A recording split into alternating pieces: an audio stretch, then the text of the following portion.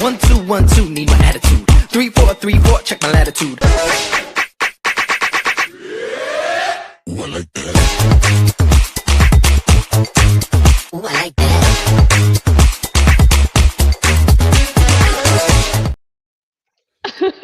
So before we go live, I'm hitting go live as Brittany's like, oh, dance party for us or something like that. I'm like, it's too early for flipping dance party. And I know it's 9 o'clock. For some people, that's like they're 4 hours into their day. I am a second shift person in a sense. I work better from like noon to 7 than I do any other part of the day. If you want me to function before 9 o'clock, like it's just not happening. Before 10 is pushing it. Before 9, it's not happening. Yep, and I've already had a whole day because I work nights. So Yeah. So you're waking up and starting your day, and I've already. You're like, I need to go to bed. You're like, I need to go to bed. Okay. So, also, if you have, if you can avoid having teeth pulled, I would recommend it. So if you haven't brushed your teeth yet today, no, I'm joking. My problem has nothing to do with that. I split a tooth about a week ago. And sure, there was something wrong with the tooth, probably because you can't just like break a tooth randomly. But I bit down on something, broke a tooth, and had it removed yesterday, and it was crazy. That is, and you're here. I'm so excited because. Oh yeah, no. No. And over the weekend, I turned 48. And so I just feel like this is the culmination of finally like getting a little older. Things just start like breaking and coming and falling out of your body. And apparently the first thing is a tooth. Right. So it'll all be good though. You have a visitor, you have friends, and you don't have to say who it is. I'm just saying like, you have a visitor this weekend. I have people visiting in May. And, I think we can both agree that some visitors are welcome and others are stressful. Yes. Yeah, I think that when it comes to, and being an entrepreneur, working from home and doing things like that. Think about that. Yeah. Right. Depending on who your guest is, when you go to log onto your computer because you still have a little bit of work to do and they have no concept of I'm working from home, right? My guest, I was like, ooh, I clock out Wednesday at 10 a.m. and I don't clock in until 5 a.m. on Friday. Like technically I have a whole 2 days, and that's huge, but also I have online business in between there. And when they asked, well, what time do you get off work? I was like, oh, well, I get off at 7. But I'm not done. That doesn't mean anything. Well, and nobody shows up on time, so I got off at 8. But I was like, but I also have, live with Sarah, so I'm not done until 10 a.m. But having people who understand that and really respect that boundary of like, you work from home, you run these meetings, and that understanding of it as well, right? No, I'm not ignoring you. This is a set thing that I do. That determines what type of house guest you have, right? Yeah, so this coming month I have 2. One that completely understands and just finds things to do or reads or does something. But someday I'll do a video of my office basement area when it's actually clean. But we have what we call the naughty chair, and it really isn't. It just happens to be where the teenager sits every time we're yelling at him. Okay, so that's what it's turned out to be. And it's just more funny than not. Because sometimes he sits there when he's not in trouble, but it's just the naughty chair. Because it's that focal point of the room. I get that. Right, exactly. And so I have one visitor coming that whenever I'm working at my desk, they just sit there and wait till I'm done. Oh, no. I should not have to occupy you. It's so like purposefully, like headphones ignore, like they just sit there. It's like, it causes that anxiety right here. You know what I mean? I had somebody at work the other day, they were like, "You're always moving." And I was like, "Yeah, I'm at work, man." Right. And they're like, "No, but everybody else like stays behind the counter or they, and I was like, there's way too much stuff to do for me to just sit. There is no way I could just sit. I would find things and, go Right. do something. You're in a different place. Go make yourself, find what you like. Get a Go for a walk, go to Starbucks, watch TV. I don't care what you do, but but don't watch me. don't watch me, If right? I'm not live, don't watch me. We're a whole household of 4 people. Go do my laundry if you're that bored. Like, there's Right. always something to do. Like, okay. So, anyways, I did want to mention that popped into my head when our 24-second intro thing was going, the whole visitor thing. But now I'm picturing your visitor doing laundry or doing the dishes, and that sucks. Don't have them do that. No, they are currently watching reels in the kitchen right now because they don't have a couch. So we hang out in my kitchen. I get it. I get it. And I don't have a washer and dryer. That's my next thing, working on it. But with Right. that being said, right, we were Yeah. talking about that eventuality, right? What Yes. are the things that you're building? So for me personally, I'm working on a catio for the cat. I'm working on some stained glass in the house. I'm working on getting a couch, washer and dryer. When you say I'm going to have these things, or I'm going to do that or be that, that's the topic that we came up with. And it really is like, when does that happen? I've been in this place for almost a year now, and I'm just now settling in and making it home.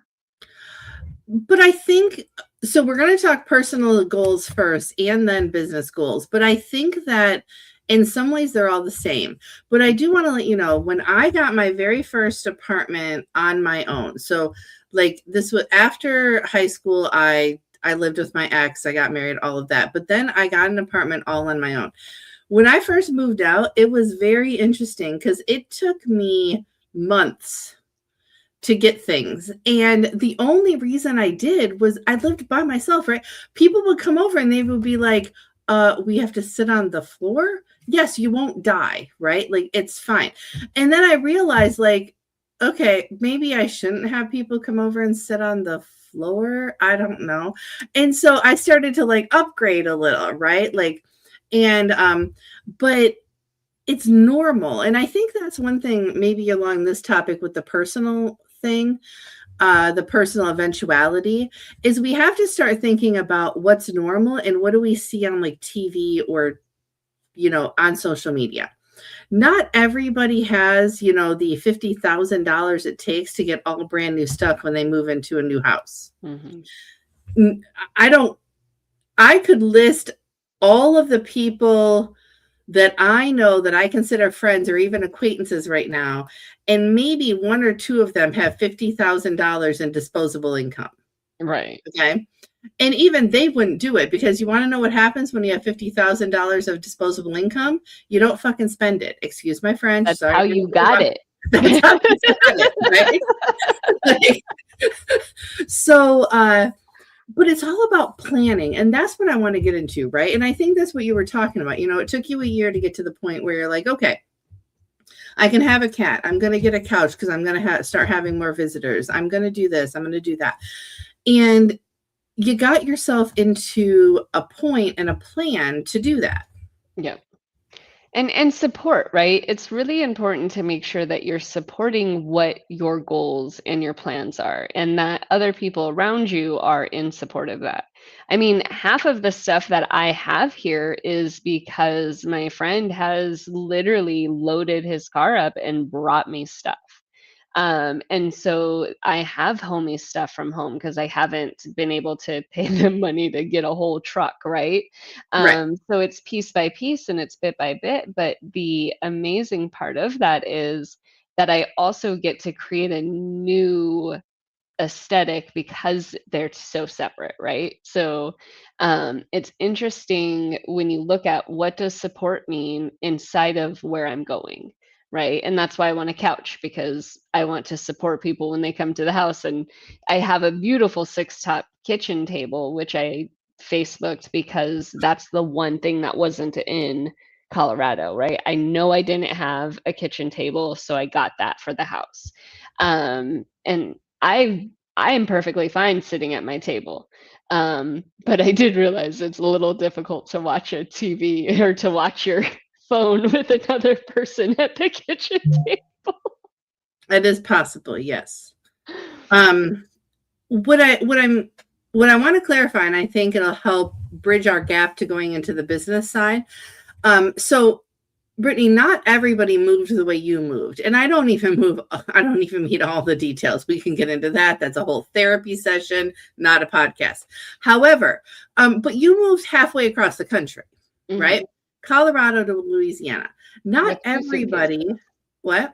2 suitcases. Yeah.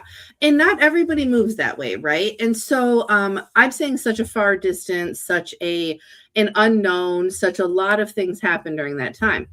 And I think you would agree that had there been the option for you to have a better plan, you would have chosen that, right? Yeah. But you went with it and made the plan in a sense as you were flying the plane. Right. Yeah, exactly. And that's how you got to today. And that's how sometimes we have to run businesses, right? Sometimes you're like, hey, I can't have everything perfect before I go and launch that business, right? I'm going to launch and I'm going to build it as I'm flying a little bit at a time while I still have my quote unquote 9-to-5 job. Right. And also, here's the thing, every plan will ebb and flow. So as you're doing something, you're going to realize, oh, I don't really like this, or this makes me uncomfortable. And so you're going to tweak what that looks like. And so if we were to say today, everything has to be perfect so that I can get to tomorrow, well, tomorrow's going to look different. And also, as you're building today, you're going to feel a certain way about different things that gets you to what you think you want, which I'll send you a text, but that's perfect. So what you think that you want, right? Or you don't know yet. Well, and I think agreed. And I think the concept around that is don't be afraid of the change. What you think your business will look like on day one, we're changing topics for 5 seconds. We have never had 4 people watching at the same time. Who are these? We have 4 people, and I'm not even cheating. You're not even fake watching somewhere. I'm not just cheating. So you know, the 4 people watching, every once in a while, we've done that to see if it actually helps the algorithm. I'm fine with admitting this. I don't care. But we now have 4 people and 1 heart, and I don't know who these people are. So say something, people. All right. So in a sense, though, we have to wait. Now I lost somebody. I said we have 4 people, and somebody walked away. All right. One of them's probably my mom. One is Terry. Oh, good. Hey, Terry. All right. So planning. That's what I was talking about, that eventuality. And you have to not be afraid of that change, right? That's what I was getting at. I had to get back into that mode. If you are truly afraid of change, or you are avoiding it, honestly, I don't know how you're ever going to build a successful business. Anybody can build a business. Anybody can pay for an LLC. You get my point? Like, hey, I like money. It doesn't matter. But that planning is a big key. What are your thoughts on that?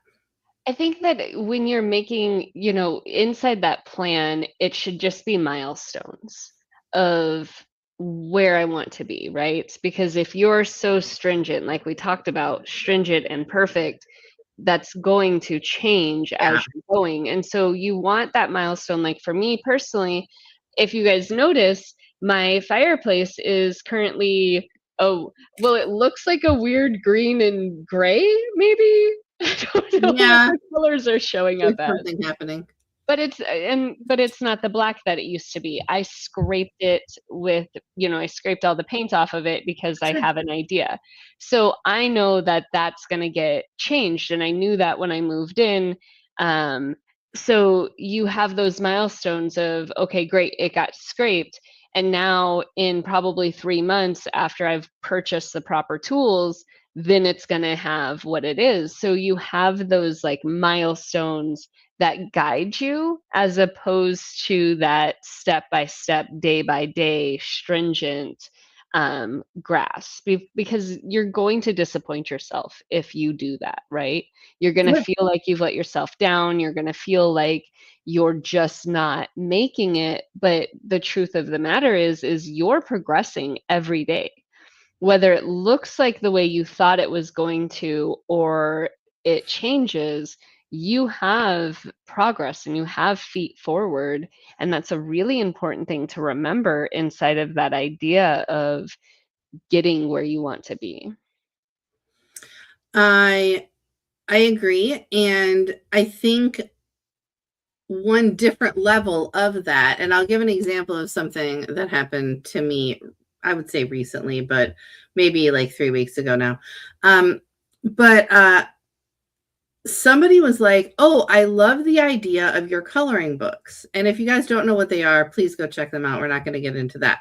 But the reflection pages and all of that. And she was like, "But I don't feel comfortable. Like, I don't like to color, and I don't feel comfortable just carrying a coloring book around to write reflections." And I'm like, "Oh, I never thought of that. Like, am I limiting my audience, right?" So basically, I don't know how I'm going to sell it, but I created a 90-day adult reflection list. So Oh, it's awesome. right, 90 different reflective topics that are similar to the ones that are in the coloring books, but it's more of a adult download type thing. And I hate using the word adult. It makes it sound like not business Well, related or a different business. But you get my point. Like, I haven't determined if I'm going to use it, and I haven't even had anybody like look at it for edits yet. But I didn't realize that maybe there wouldn't be people that were like, "Oh, yay, coloring books," right? There is a lot. Okay. yeah. I have sold more coloring books than I thought I would, just so if anybody knows, it's not a huge number, but I haven't really marketed them. So I've sold more than I thought. But I never got that feedback that maybe certain adults wouldn't want coloring books. They would want something that just uses their own journal and Yeah, I was gonna say, I can see that as a journal, right? Like that instead of Mhm, the coloring book, but journal pages, mhm, sketchbooks, right? Even sketchbooks have that professional-esque idea to some of sure, them, right? And so even if you did that blank journal, or the lines, right? Because then you could ask people, like, draw what you're thinking on one side and write what you're thinking on the other, which if you're somebody who's very wordy, you're just going to use it for writing anyways, right? correct. So you have that space to be creative, but also it's very much in that space of more adult, not, not carrying around. I All of a sudden I just pictured going to one of those restaurants where you get the 3 crayons and Yes. and the placemat, right? Yeah. Um, and so maybe that's where people are with that. And so I love that there's that shift of, okay, great. Now we can, we have this, we have the people who are playful and fun. Let's help the people who want to be playful and fun, but also need to feel sophisticated when they're out in public. Correct. Yeah. And so it's that, and Terry just mentioned something about sticking through the ebbs and flows of change. And I think that a lot of people have blinders to needing change also, right? So change happens to you, sure, Mhm. right? We lose a job, we have to get a new job. A kid does something, the dog gets sick. You know what I mean? Now you have to help your parents mow the lawn. I don't know. List the things that happen in our lives, right? That happens to us, Yeah. right? You have to have a tooth pulled, right? Like that happens to us. It's not something we particularly made a choice to do. And so if you can stay through those ebbs and flows and then plan around those changes. So like the ebb and flow to me was that conversation, right? That happened to me. It was like, hey, this person doesn't want coloring books. How can I solve that?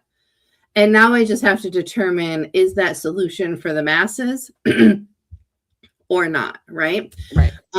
And see, we have the third and fourth person. We know Terry and your mom. Who's the third and fourth person? People, tell us who you are. We love know it's you not for Dominic. Dominic is sleeping. Yeah, it's not Dom. He won't watch till later. So yeah. And I like how my mom started out typing like me. I don't know. Apparently, spelling or lack thereof is inherited. So, she's gonna be so mad because she is not. She's normally very on it, but yeah, we're just teasing her. She knows that.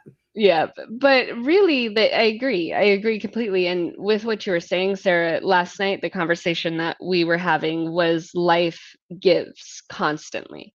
And when that idea was given to me last night through a conversation that we were having, my thought process was good, bad, or indifferent. Right? Sure. No matter what, you're receiving all of these things, and they can be good, they can be bad, they can be, oh, she's driving, so she shouldn't be texting. But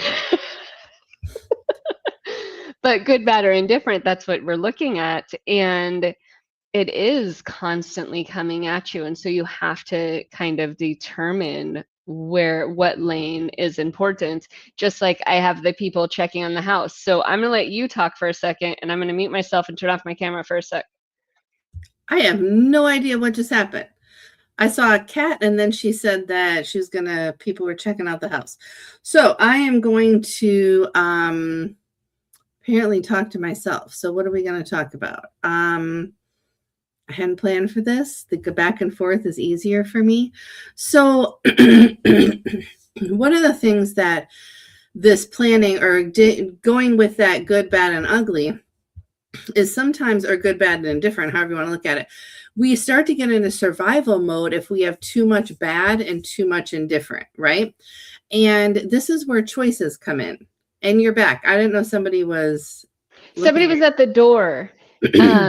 So my neighbor was at the door, and I was trying to figure out what was going on. Because remember when I had the walkthrough of my house the last time we were live? Yes. They're doing it again. And so I thought it was them. A lot of people visit your house. Okay. So I was talking about sometimes when you were talking about the good, bad, and the indifferent. Sometimes when we get too much bad and indifferent, we go into survival mode and we don't realize we have choices to get back to some of that good, right?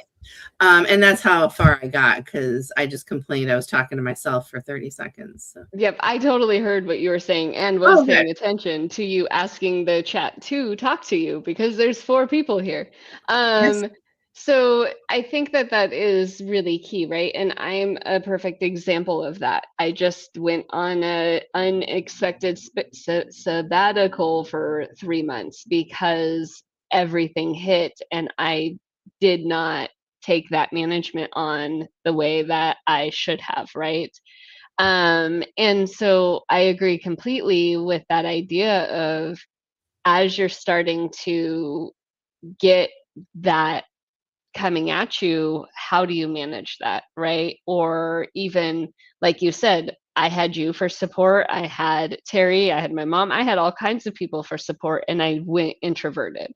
And so really looking at how are we managing those ebb and flows? Terry had said, sticking and staying through the ebbs and flows. That's huge for her, right? Sometimes my ADHD and how I function, I just shut down until my brain can process it all. And so really recognizing those things is key when you're trying to get to where you want to be, because if you do shut down like I did, it's going to take a lot longer, right? Sure.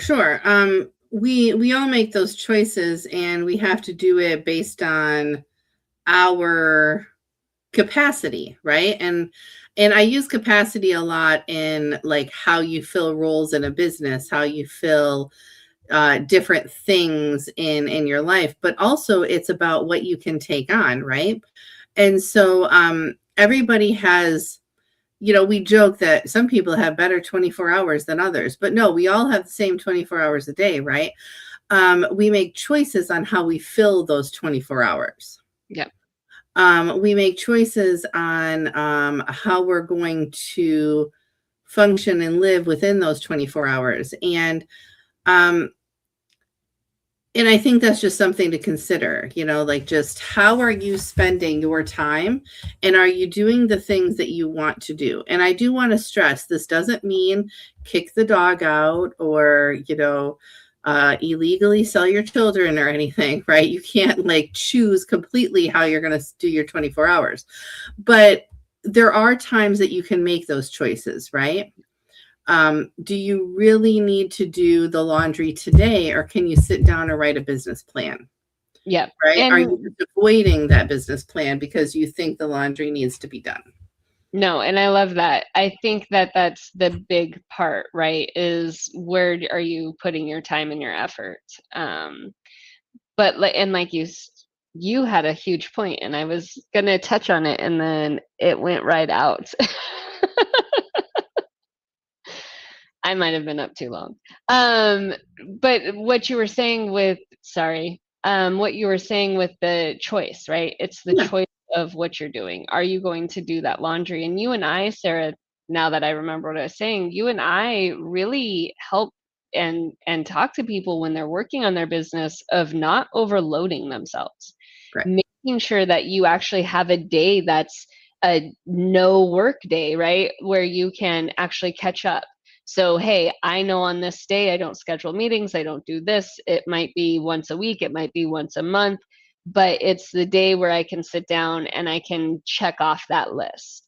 And once I'm done, then I can go do whatever your spa day looks like. We talk about that a lot because also that self-care is often neglected, especially when you have kids and you're doing, swims on Fridays and you're doing all of those things.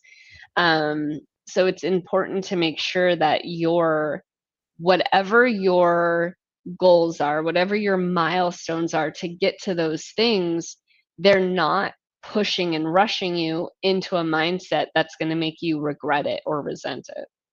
Sure. And none of this is about quitting your job and starting a business overnight. None of this is about what some people think, like, I have to wait till my kids graduate to do any of this. Yeah. Right. A lot of times people put these weird like barriers on themselves because they think, well, I can't do this with the kids. I can't do this I can't do this if I, so on and so forth. And we're not going to help you get over that in a 30-minute call. But if you wanted help to get over that, we can introduce you to, I will introduce you to coaches that'll help you with that a little bit better. And then once you get through that, Brittany will help you organize yourself and hold yourself accountable to that. Neither one of us do that type of coaching. But yeah, we are not doing therapy. Just want to clarify. But check out both of our services, and if that does feel like it would help you, please reach out. But if you're looking for change my life coaching in more of a therapy concept, we can introduce you to a few people. Yeah, and if you need a hand holding, we don't do the hand holding either very well. No, we're not very good at that. We're good at telling you what you did wrong. Maybe I shouldn't have said that out loud, but it's 29 minutes. In defense, though, we're really good at following up with at least 5 different ways to correct, readjust, or reaffirm and move in the direction that you're wanting to move in. So even though it may have gone wrong and it didn't work right, we will give you different ways that you can pick for yourself. Brittany's a lot nicer than me. I'll give you 3 to 5, but I'll tell you which one's the best one. Yep. She lets you choose. She's nicer than me. All right. So we both have our strengths and weaknesses. It's all right. Brittany's nice turning me on every day. So 29 minutes. I'll do myself and then you can close this out. I'm Sarah with Off the Beaten Path Consulting. I help small, medium-sized businesses build HR and leadership policies and procedures, and I work one-on-one with managers to turn them into leaders. And I am Brittany with BizStorming. We are an accountability business that works in three folds. We work one-to-one, we work in groups, and then we also have the tech side of things, because as much as you want to get where you want to be, knowing how to use tech to support you, get you going farther. All right. Have a great day, everybody. Dance party.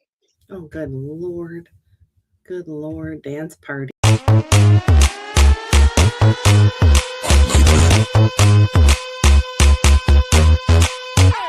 1 2 1 2, need my attitude. 3 4 3 4, check my latitude.